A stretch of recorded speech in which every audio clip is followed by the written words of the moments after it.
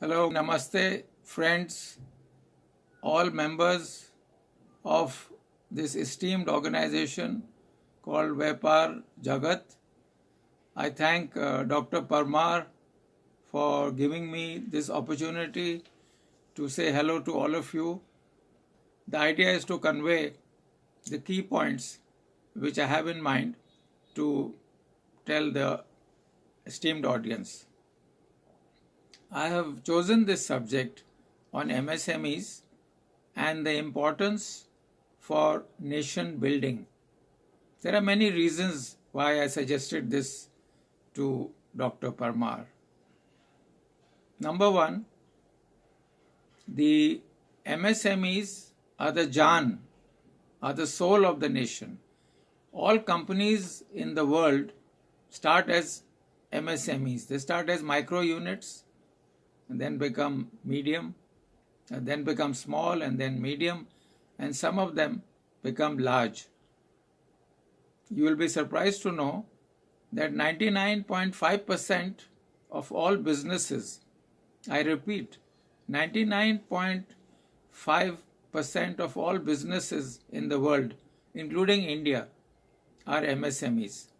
Whether you take Reliance, whether you take, or they were MSMEs once upon a time, whether it was Apple or Reliance or Infosys or Ford Motor Company, etc., etc. You can think of any company you can pinpoint, whether it is Hero Motor Corporation or Mahindra or any company which you can think of in India in the manufacturing or in the service sector. They all started once upon a time as micro units and then migrated to small and then medium, and then some of them became large. The large companies in the world, the large businesses in the world are less than 0.5% of all the companies or all the business organizations which exist today. The very interesting fact is that in 1999-2000, there was a ministry in India called Ministry of Small Scale Industry, which we were able to convert after due dialogue with the Honorable Prime Minister of India, Shri Atal Bihari Vajpayee, and we were able to convert the Ministry of SSI into Ministry of Micro, Small, Medium Enterprises.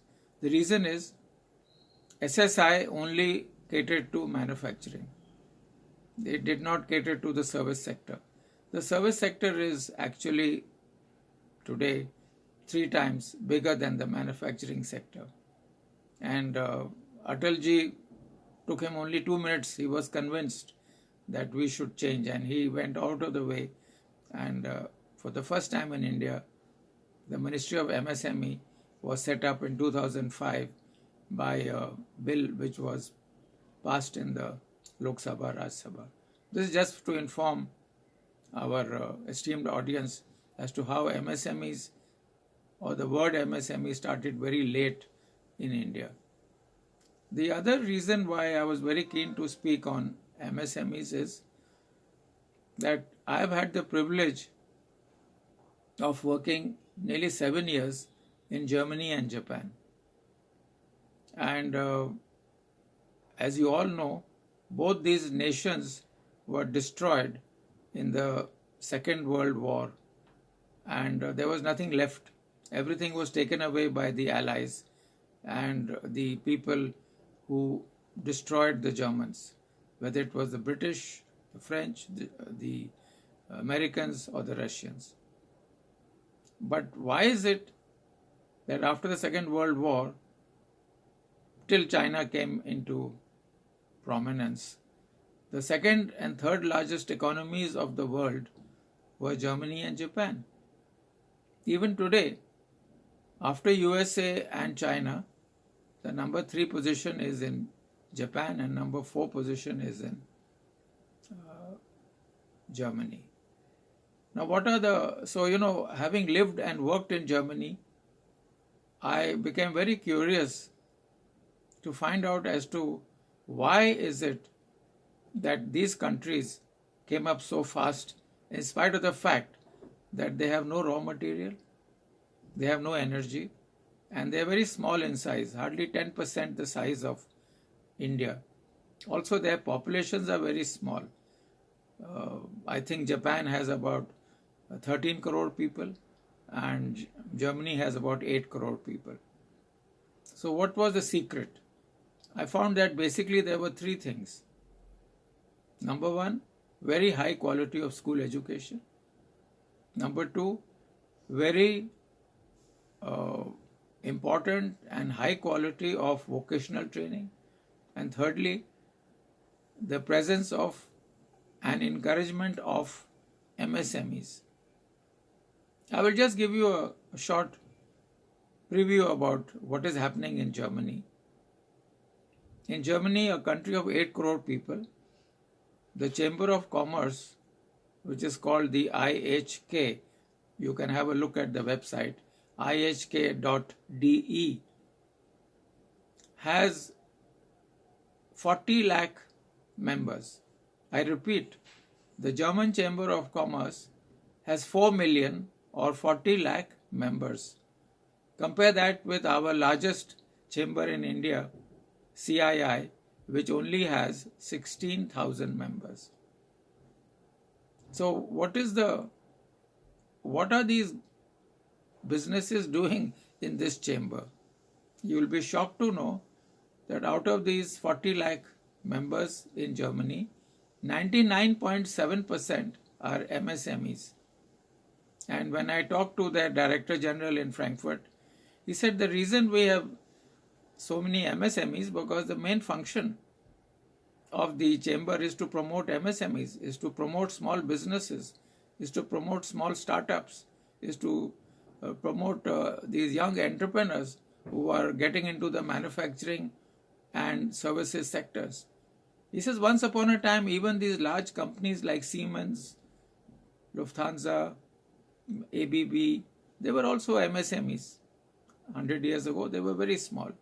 So the thrust is on these small business ventures.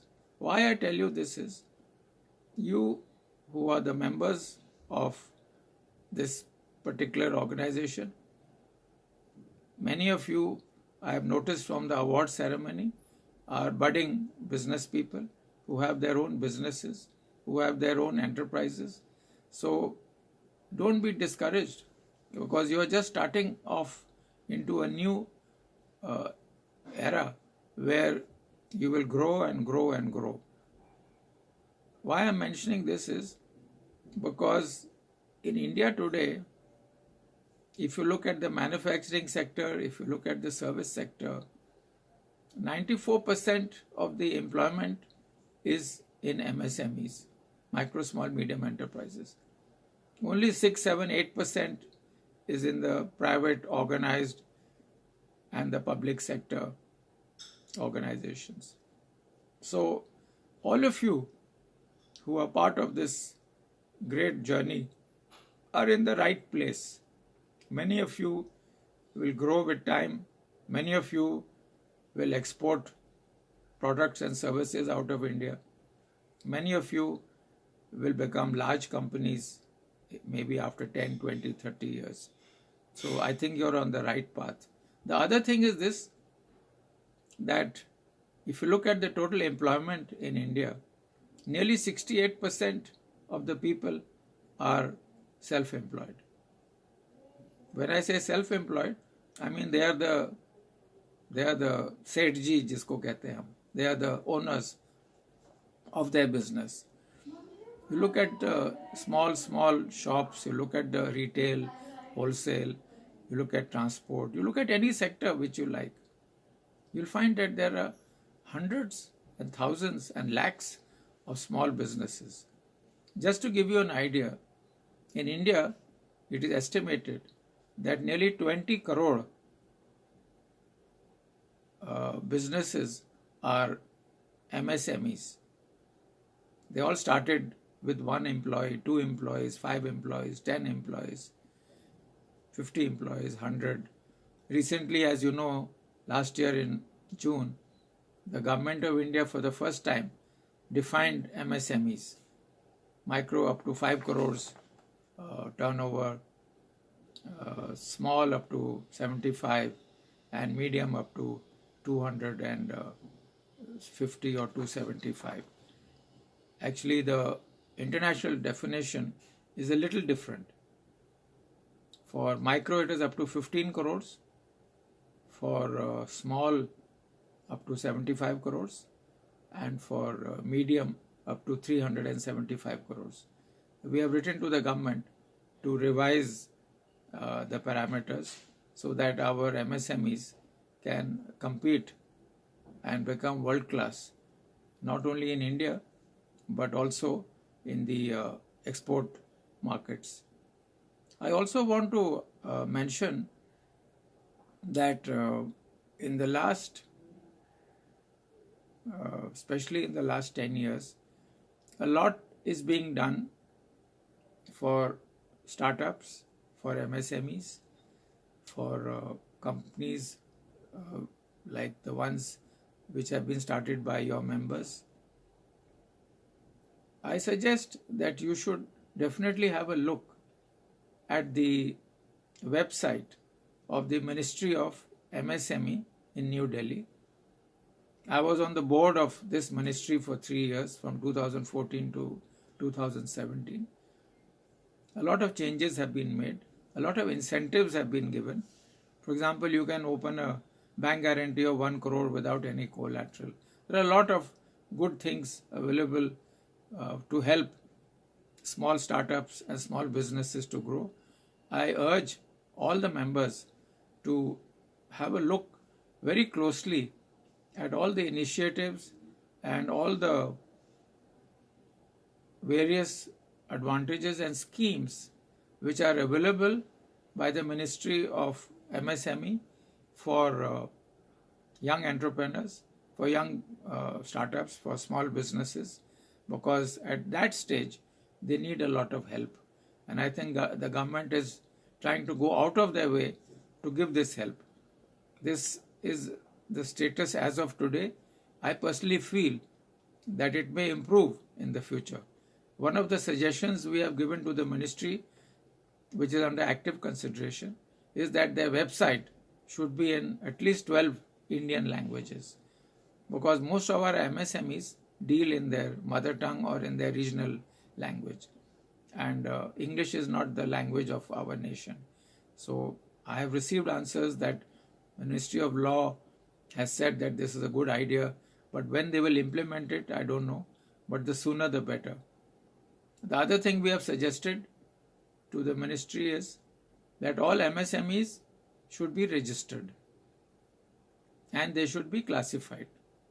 I will tell you why this is important. Today, the registration of MSMEs in India is optional. It is not compulsory.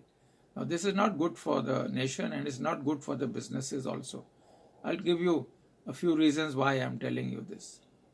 You see, India has a few hundred chambers of commerce. Most of them don't know what's happening on a national scale. But if we could register and catalog all our MSMEs, and if we could classify them, it will be a great benefit to them and to the nation. I'll give you one or two examples. I took this matter up with Shri Piyush Goyal ji when he was acting finance minister, when Arun Jaitley ji was very ill. Twice during the last few years, he was acting finance minister before the reshuffle of the ministers in the government. And he said, what's the use? ये सब क्या करने का? इससे क्या फायदा होएगा? So I told him, I said, if our MSME startups, small businesses could be registered and classified, I will give you a lot of examples. I said, sir, just look at your office. What do you see? He says, I see a lot of furniture. I said, but can you give me the list of all the furniture manufacturers in India? He gave one or two names, Godrej and this and that. I said, sir, 95% of the furniture manufacturers are MSMEs, and they need a lot of help. And I said, I'll give you the example of Germany and Japan. I have a list of classification. I can share it with Dr. Parmar. And that is common for all the 37 countries in Europe. I'm talking now of Europe. Why I'm comparing Europe with India? Because Europe, like India, is a khichdi of nations. Different languages, different cultures, different sizes. There are large economies like Germany, like France, like England, Italy, Spain. And there are very small economies like Albania, Cyprus, Gibraltar, which are very small. But all of them have a common system of classification and a common system of registration. I will definitely share this with Dr. Parmar, and maybe he can share it with some of the members in your organization. So what happens? Let's talk of furniture. If we could find out who are the furniture manufacturers, we will again subdivide them into steel furniture, wooden furniture, plastic furniture, cast iron furniture, and so on. Now, what happens in those countries is that these manufacturers get together and form an association. Now, what happens when you have an association of only, say, stainless steel furniture manufacturers or only wooden manufacturers of wooden furniture? They have common problems. So when the government talks to them, their association tells them that we have the following problems. The commerce minister in those countries, when he calls them, he calls one group at a time. He will call, for example, the wooden furniture manufacturers and ask them, okay, you are doing today export of, say, 100 million euros. How can you double it? They said, we need wood, we need this, we need that, and all that. I do not know if any one of you have gone to the export and domestic business conferences. I have been to a number of them because I was a member of 8 chambers of commerce in India. So there, the president asks the people, what are your problems? Now in the audience, there is a ball bearing manufacturer, there is a furniture manufacturer, there's a garment manufacturer, there's a pharmaceutical manufacturer. They all start shouting, ye mera problem hai, ye problem hai. And it's a chaos. Nobody can understand what is their problem. The same thing happens in the meetings which are held by the Federation of FIEO, Federation of Indian Export Organizations. The khichdi is there. So nobody can really help them because it's a mixed bag. So all that the president does at the end, they say, please have your tea, have your samosa, jalebi or whatever. Give us your detailed problems and we will see if we can help you. They can't help because all the problems are different. The problems of a garment manufacturer is different from furniture manufacturer. Even in the furniture manufacturer, the problem is different from the wooden furniture manufacturer, cast iron manufacturer, furniture, manufacturer of plastic furniture, manufacturer of stainless steel furniture, etc. So you see, my friends, in India we have to organize and do our homework and put our house in order, which we have not done for so many years. So we are now fighting with the Ministry of MSME. They say there is a lot of work, ये तो बहुत काम है, हम लोग को काम करना पड़ेगा.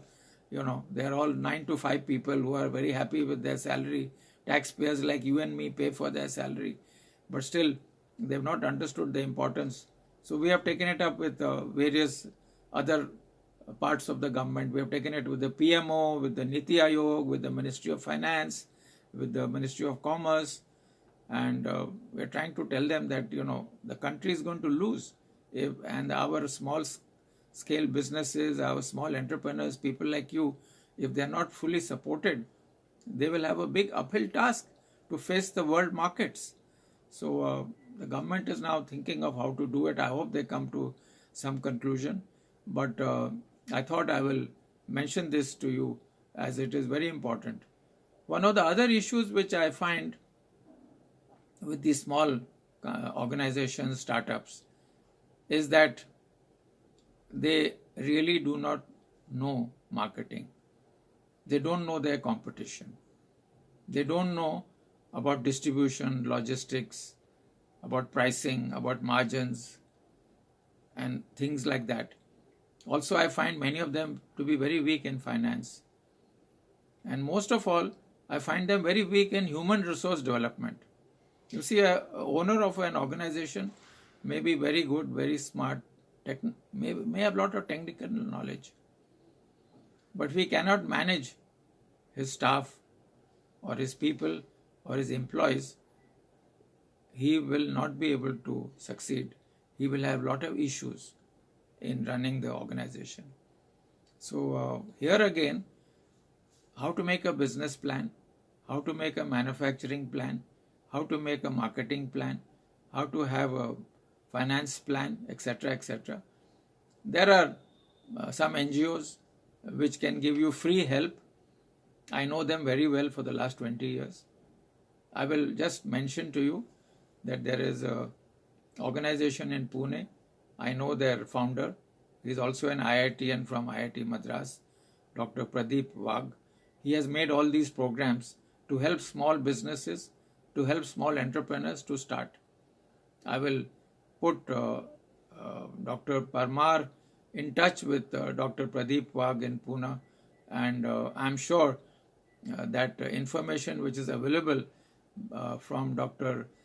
Pradeep Wagh's organization will be of great help for the members of your esteemed organization. The reason is, actually, you know, a startup or an organization which starts a new business has got so many issues because the owner is supposed to be like God. He should know finance, he should know marketing, he should know labor laws, he should know logistics, distribution, and so on and so forth, which is not possible. But if we can give you a ready-made template, if we can give you a ready-made system by which you can follow as to what all you need to do, it will guide you to make your business healthier and stronger. So I would strongly suggest that knowing about this organization in Pune would be of great help, because most of their services are free. You don't have to pay for it. Now, if you don't want to use it, that is your problem. But the services for making a good business plan, those information is available in Marathi, English, Hindi. I know in these three languages.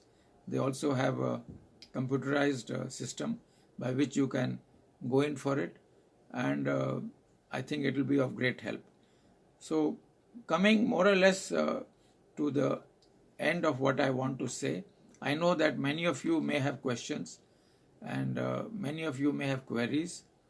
Please feel free to write to me, send all your questions to Dr. Parmar, and I will be happy to answer them in detail through email.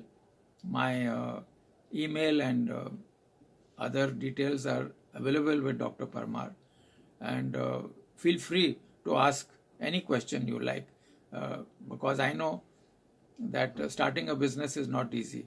I have started in my business career of 30 years 2 companies which were listed on the stock exchange with partners from Sweden and other one from Italy. Both were MSMEs, and both, I was the director in charge, I was the Indian partner. I took them public because they came before 91. At that time, foreigners were not allowed more than 51% equity. Before that, I was running a Indo-US company in India, which I took from 2 crores to 100 crores within 12 years without borrowing 1 rupee from the shareholders.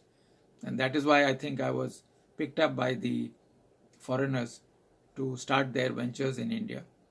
And I know exactly how many issues you have, how many problems you have. And I had the good fortune that I had already run companies. I had already done 13 joint ventures for the companies where I worked. And these 2 companies which I started on my own, I had a rich experience. So I had the advantage. But I became an entrepreneur at the age of 45.